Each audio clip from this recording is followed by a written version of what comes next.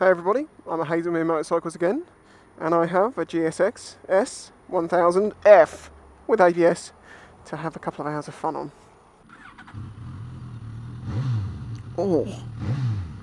Oh, that clutch! That is a light clutch.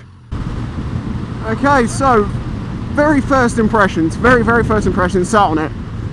I have lots of room for a 6'4" guy. I would want to adjust the gear shifter up a little bit myself, but I have quite big boots. Riding position it's quite upright actually, but then I have very long arms. I feel quite, so if I come down low, I feel like I'm getting quite close to, you know, the bars and stuff. Very much like this very simple design. This bike's got traction control on ABS. Obviously a digital display, but it's all there, it's just controlled with that. There isn't too much on the bars, nice clean bars. Renthal fat bar on it as well. And we are sitting at 70 mile an hour at less than 5k. Even in 6th at a lower RPM, it still pulls hard. That's pretty nice.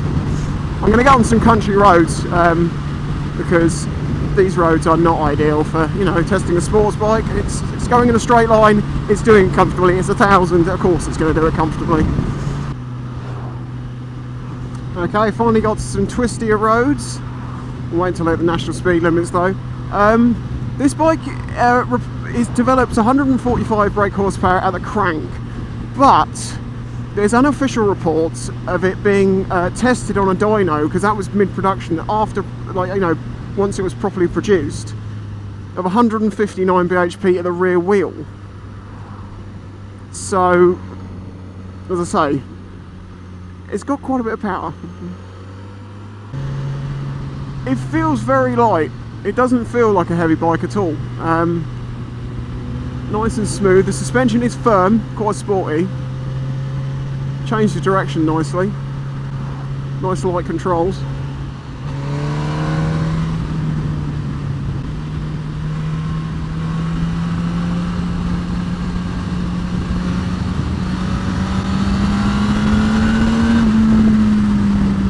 The brakes are sharper than the GSR750, noticeably. You don't have to give it a hard squeeze, you can actually use a couple of fingers to knock off a lot of speed. Tunnel time. This has got a good noise to it, this one.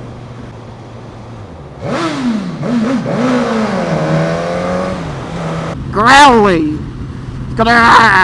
It's like a panther. I imagine with a more antisocial can on it, it would sound gorgeous. Especially if you start, you know, getting through the gears and the revs.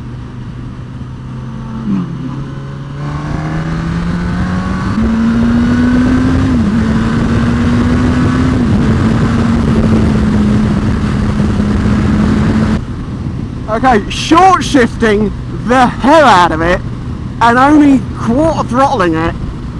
Damn! And we're in the bottom RPM range. This has got all the power you would ever need and more on the road. It's just more than enough.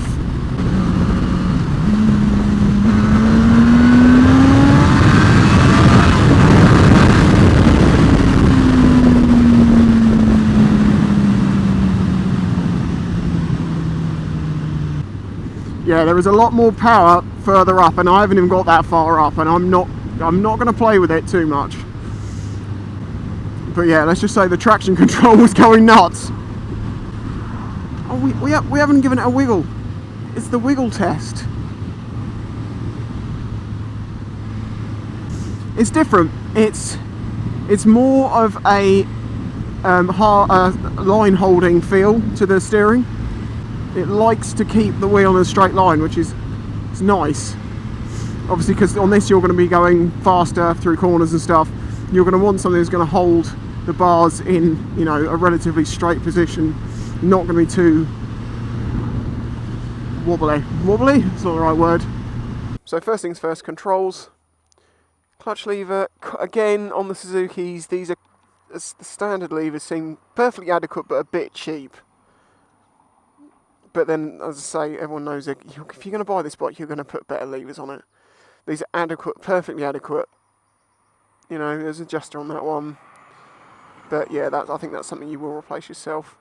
So starting on the left-hand side, I quite like this switch. It's a good idea. Obviously, your headlight's on constantly because, you know, modern bike. And you've got the pass light presser. Well, to put a full beam on, you just click it up. I quite like that because it means you do away with the whole switch.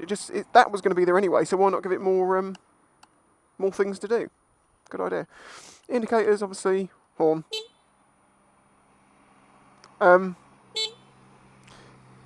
It's not really very, you know, but let's face it, you're not going to be using that. You're going to be using this. This is your selector to go through the traction control options. So you press select, and then you can go up through them, all the way through to off. I've had it in 3, I'm going to use it in 2 now. Temperature, time, trip, fuel with range, rev counter. I suppose I'll show you that. See why you wouldn't use this? I've got ABS light, your indicator light and all these bits, high beam. Traction control light there, that will flicker if you start having not fun. Which I've seen a few times. Neutral light and gear position indicator, which I really like them. I'm used to having it on my old bike. And they're just nice to have. It means you know exactly what gear you're in. You don't have any, like, oh, no, I was in the wrong gear. Which you don't normally have when you get to know your bike, but it's nice to have. Of course, ignition down here, which I kind of like. It's cool because it keeps it all the way from here and lightens this all up. Let's have a little look at it from the outside. I think it's pretty. I really like it. I like the shape of the tank.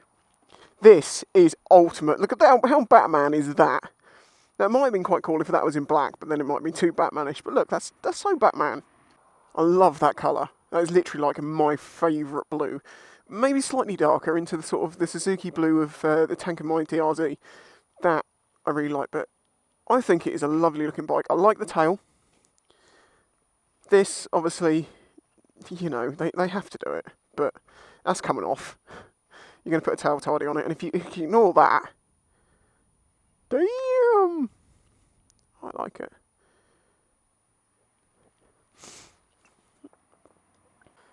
Would it look better with a metal finish swing arm, maybe? Don't know. It's with maybe. I don't know. I just feel like it's a bit lost, and we like swing arms, but the frame looks nice. This is an established thing now. This is the finger test.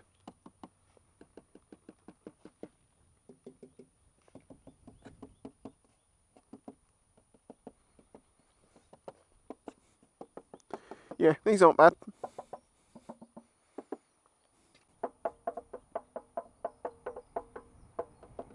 Okay, stop it. Seem like perfectly good quality fairings. Exhaust, low down.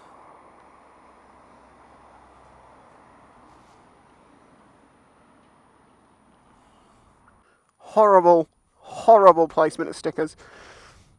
Well, I suppose they might have to go there, but I can't quite work out. It's got an expression of sort of like, ah, ah. It's probably quite similar to your eyes when you're riding it. It's pretty. It's nice. I like it. I believe it retails for about somewhere between 9 and 10 grand, depending on which one you go for, because there's the ABS and the non-ABS and a few other bits and pieces, but personally, I like it. I think if you got the tail tidy for it, even if it was in all black, it would be very bat bike-ish. But as it is now, it's pretty. I like it. It's good. This feels massively, massively more powerful than the GSR750 I tried, and there's only 250cc difference. One thing is my arse is right against the rear cowl, which I will note has some cushioning on it. Lovely. And if I lean forward, my face is right there in that screen. I guess it's just not that big a bike really, but there's plenty of leg room on it. But then I suppose, to be honest with you, you're not going to be riding like that. It's not really what this one was made for. That's what you call the generosity of a bike reviewer.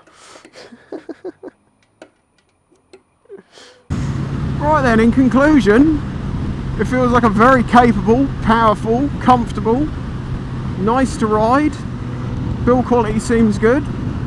Where is it aimed at the market? Well, I mean, you could use it as a commuter, I guess. You could use it for fun on the weekends. It's got plenty of power. It seems good in the corners. One thing I will say is this screen, I mean, I don't know what sort of effect it's actually going to have, because it seems to direct the wind into your face. Now maybe it's because I'm tall, it seems to do it for me, but the way that it curves back on the top, and the way that, I mean, again, I'm very tall, so when I lean right down, you know, it's right in my face. I assume, well, I would assume that if they'd made it more up at the end, it might have hooked the air over your head more. But I mean, you know, I'm just, I don't know, I'm not an expert on aerodynamics by any means. I do my best to try and pick faults with things, you know, to try and find those bits that you wouldn't like, and I mean, I can't really do this, it's lovely. It is very quick, but it's actually, it's nicely usable at road speeds. That's one of the things I've noticed with 1000 is that sometimes they're a little bit crap, you know, using them at normal road speeds, but it's alright.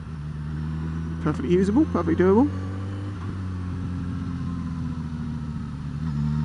Could it have had a quick shifter? Does it need a quick shifter? I mean, it isn't really, it's not a sports, is it?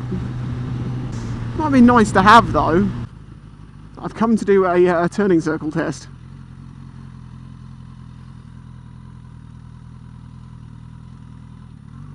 It's not bad. It's not bad at all. Because some of these bikes, you know, you can't turn them round in a normal road width. That probably would just do it. And that was at full lock, so I don't think I could get much more than that. Many thanks to Hazelmere Motorcycles, as always. Links in the description to their Facebook. Go and like their Facebook. They're lovely guys. Come and have a look, see what they've got up for sale and stuffs. I actually want to know how heavy this bike is, because it feels so bloody light. I'm assuming it's all the weights down low, so I'm going to do what I always do with these things, find out how heavy they are, give them a good tip. Yeah, it starts to get heavier there, but it's not that heavy compared to, you know, some things out there. That stand is a bit hidden. That's alright. Leave a like, subscribe to the channel to see more reviews and stuff. Go and check out Hazelmere Motorcycles, and I'll catch you all next time. Bye bye. It's a good bike, but I need bacon. It's more important at this point in time.